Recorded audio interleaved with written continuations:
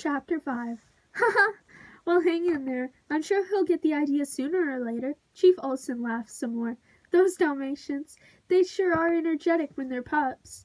It was later that same week, and the entire 4th grade of Littleton Elementary was at the firehouse for a tour. All the grades had been going over, and now it was finally their turn.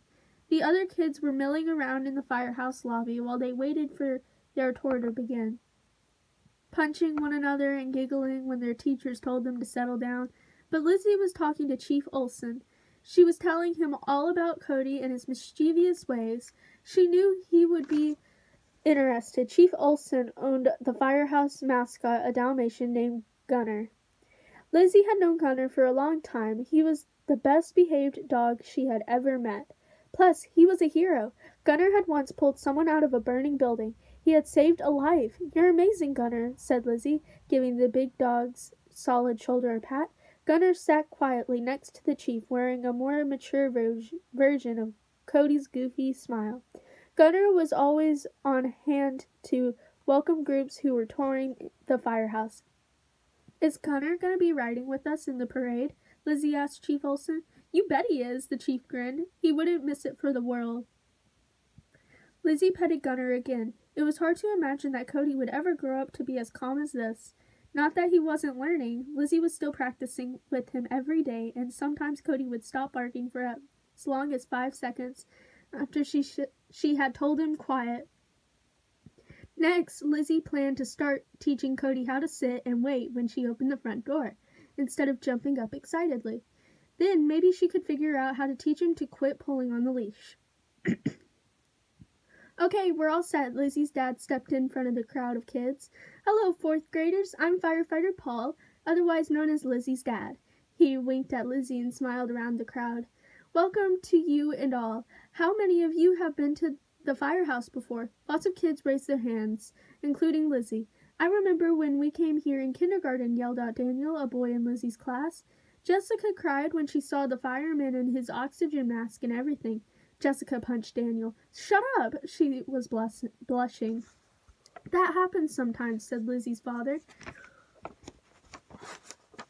Little kids can be afraid of things that are strange to them. That's why we let them see what a firefighter looks like, all dressed up in gear.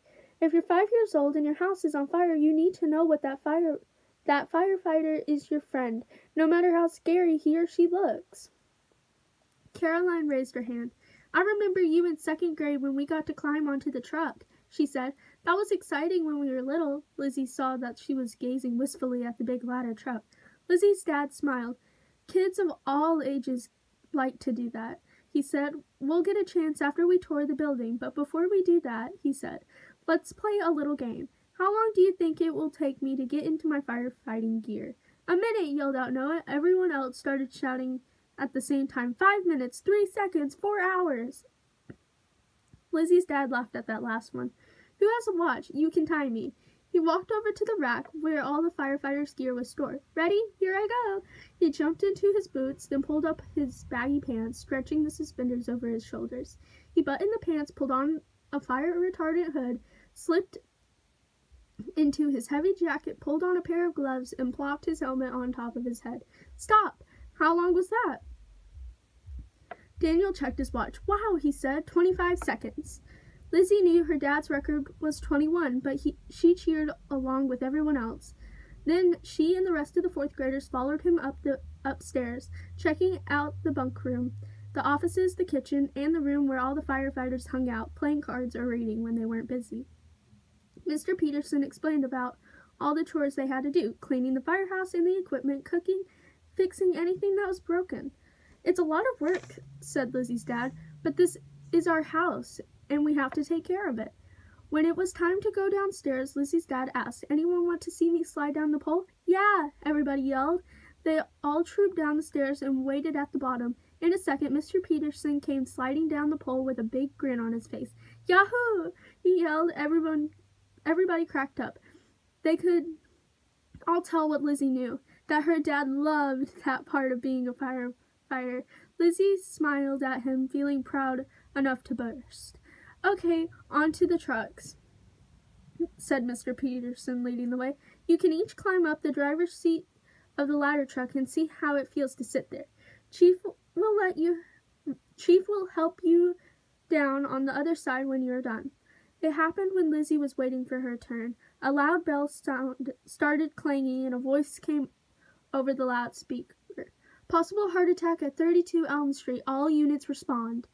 All the firefighters were also emergency medical technicians. They rode the ambulance whenever they were needed. 3 guys and a woman came sliding down the pole one after another, dressed in their blue EMT coveralls. They ran to the ambulance that was parked next to the fire truck and jumped in. "Gunner, out of the way!" yelled Chief Olson. Lizzie saw that Gunner was sitting right in front of the ambulance, facing the other direction. "Gunner!" yelled the chief again. The big rig's engine started to rumble and the giant garage door began to rise, but Gunner did not move.